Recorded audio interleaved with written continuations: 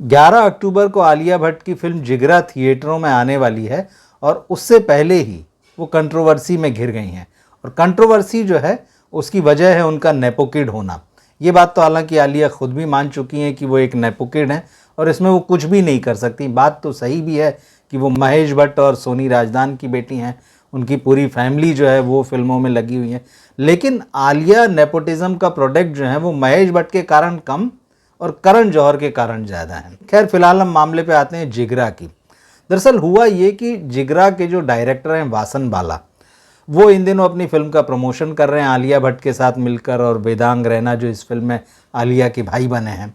तो इन लोगों ने यूट्यूब के चैनल पे एक इंटरव्यू दिया और उस चैनल पर बात करते हुए डायरेक्टर ने ऐसी बात कह दी जिसको लोगों ने पकड़ लिया और उसके बाद से जो है आलिया की जम के ट्रोलिंग हो रही है। दरअसल डायरेक्टर वासन बाला ने कहा कि ये फिल्म की स्क्रिप्ट जो है उन्होंने करण जौहर को भेजी थी और करण जौहर ने उनसे बिना पूछे तुरंत ये स्क्रिप्ट जो है फिल्म की वो आलिया भट्ट को बढ़ा दी। इसका साफ मतलब है उन्होंने कहा कि भाई आलिया भट्ट मेरी पहली चॉइस नहीं थी।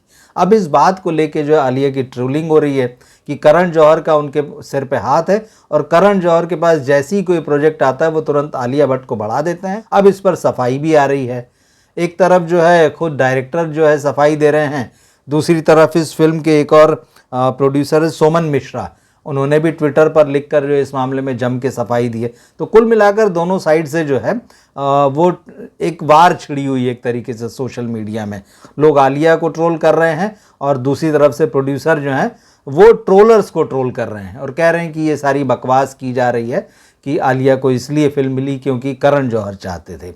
तो मामला ये है, दोनों तरफ से जो बातें हो रही है उसमें ये देखना चाहिए कि पहले डायरेक्टर ने क्या कहा, उन्होंने क्या कहा और सफाई में क्या आ रहा है। डायरेक्टर ने ये कहा कि भाई जब उन्होंने स्क्रिप्ट जो है करण जौहर को भेजी और 7-8 घंटे बाद करण जौहर ने उनको बताया कि ये स्क्रिप्ट उन्होंने आलिया भट्ट को फॉरवर्ड कर दी है और बगैर वासन बाला से पूछे।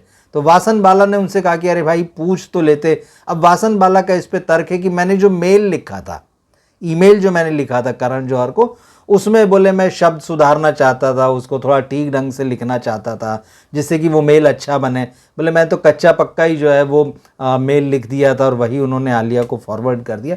तो भैया मेल की बात है, लेकिन जो सफाई प्रोड्यूसर की तरफ जो दूसरे सोमन मिश्रा हैं उनकी तरफ से आ रही है वो ये आ रहा है कि डायरेक्टर जो कि राइटर भी हैं इसके, तो ये स्क्रिप्ट जो है पूरी तरह से पक्की हुई नहीं थी, फाइनल नहीं थी। एक रफ आइडिया जो था स्क्रिप्ट में क्या होगा कैसे होगा ये सारा भेजा गया था और उसको आलिया को, और आलिया ने जो है इस पर तुरंत हाँ कह दिया। दरअसल ये सोमन मिश्रा क्या कह रहे हैं वो मैं आपको पढ़ के बताता हूँ। उन्होंने एक्स पर जो है वो इस वायरल इंटरव्यू का जो क्लिप है उसको कोट करते हुए एक तो लिखा हा हा हा, मतलब कि ये फालतू की बात हो रही है। तो उन्होंने लिखा कि this is so funny when Vasan me and KJ were discussing the initial story we were dying to get Alia on board. मतलब I mean I don't know one film maker who won't, she is absolutely the best and we are lucky she said yes, Vasan meant it was rough pitch then. तो अब ये वासन बाला की तरफ से सफाई देते हुए कह रहे हैं कि भाई दिमाग में पहले से आलिया भट्ट थी, इनका कहना है। और उन्होंने कहा कि मतलब शी इज़ एब्सोल्युटली बेस्ट, मतलब मिश्रा जी के हिसाब से मतलब आलिया भट्ट एकदम बेस्ट हैं और अगर उन्होंने यस कह दिया है तो ये डायरेक्टर बहुत लकी है। मतलब आलिया भट्ट ने हाँ कह दिया, मतलब इससे बढ़कर किस्मत ही क्या हो सकती है। तो उन्होंने वासन बाला की तरफ से कहा कि वासन बाला ने ये जो कहा है कि जो थोड़ी नाराज़गी जताई कि करण जौहर ने तुरंत वो स्क्रिप्ट आलिया को भेज दी थी, तो उनका कहना है कि उनका ये मतलब था कि भाई उन्होंने अभी रफ पिच किया है। उनका ये कहने का मतलब भी है कि मतलब आलिया भट्ट इतनी इंटेलिजेंट हैं कि उनके पास जो है फाइनल स्क्रिप्ट ही जानी चाहिए थी। मतलब वो अगर कच्ची पक्की स्क्रिप्ट देख के वो उसको खारिज भी कर सकती थी। और जैसा कि वो कह रहे हैं कि ये तो उनका ड्रीम था कि आलिया भट्ट इस फिल्म में काम करें। तो ये जो है मिश्रा जी का कहना है और इस पर उन्होंने आगे भी चीज़ें लिखी है। उन्होंने उसमें ये लिखा है कि जब आप इस फिल्म को देखेंगे तो आपको पता चलेगा कि हम क्यों मरे जा रहे थे कि मतलब आलिया भट्टी जो है इस फिल्म में काम करें। उन्होंने लिखा है कि she is magic on screen. अब आलिया भट्ट जो क्या जादू किया वो तो जब फिल्म रिलीज़ होगी तभी पता चलेगा। और उन्होंने लिखा है कि if she had said no I don't know with whom Vasan would have made Jigra, impossible to even imagine someone else who could have played Satya, Satya इस फिल्म में जो है वो आलिया का कैरेक्टर है। तो बोले बाकी सब बकवास है। बात सही बात ले, मतलब बाकी सब बकवास है, ये बात भी कुछ उसी तरह की लग रही कि मतलब एक डायरेक्टर ने इस तरह से, मतलब वो पैशनेट था आलिया भट्ट को अपनी फिल्म में लेने के लिए कि अगर आलिया उसकी फिल्म में काम नहीं करती तो पता नहीं, मतलब वो इमेजिन ही नहीं कर पा रहे प्रोड्यूसर कि मतलब वो किस एक्ट्रेस को इस फिल्म में लेता, मतलब आलिया के अलावा तो कोई हो ही नहीं सकता था। लेकिन इनिशियली आप देखें तो कहीं ना कहीं जब आप यूट्यूब पर ये इंटरव्यू आप देखें, साफ झलकता है। कई बार होता है कि मन की बात आ जाती है, वासन बाला जिस तरह से उस बात को रख रहे हैं तो कहीं ना कहीं आ जाता है कि निश्चित है कि भाई एक डायरेक्टर ने एक प्रोड्यूसर को स्क्रिप्ट भेजी और उस प्रोड्यूसर ने बिना उस डायरेक्टर से पूछे अपने फेवरेट एक्टर को भेज दी कि भाई तुम ही ये फिल्म कर लो। भाई कैसे भेज सकता है कोई प्रोड्यूसर जो है वो बिना डायरेक्टर से पूछे उसकी स्क्रिप्ट को कैसे आगे बढ़ा सकता है। लेकिन यहाँ यही है, करण जौहर तो वो प्रोड्यूसर हैं जो फिल्म इंडस्ट्री में सबको खरीद चुके हैं, वो रिव्यू भी खरीद लेते हैं, वो रिव्यू में कितने स्टार लगना चाहिए वो ये भी खरीद लेते हैं। तो उनको लगता है कि उनके ऊपर तो कोई है ही नहीं। और आलिया भट्ट जो उनकी फेवरेट किड हैं, फेवरेट नेपो किड हैं, तो अगर ये आरोप लगते हैं तो वो गलत भी नहीं। अगर आप आलिया भट्ट की जो है फिल्मोग्राफी उठाकर देखेंगे, करीब दर्जन भर फिल्मों में से आधी से ज़्यादा फिल्में तो उन्होंने करण जौहर के बैनर की है।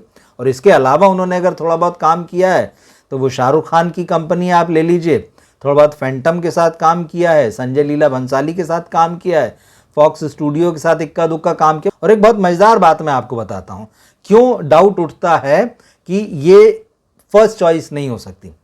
आपको याद होगा साल 2012 में एक फिल्म आई थी हाईवे, इम्तियाज अली ने जो फिल्म बनाई थी, रणदीप हुड्डा और आलिया भट्ट थी उसमें।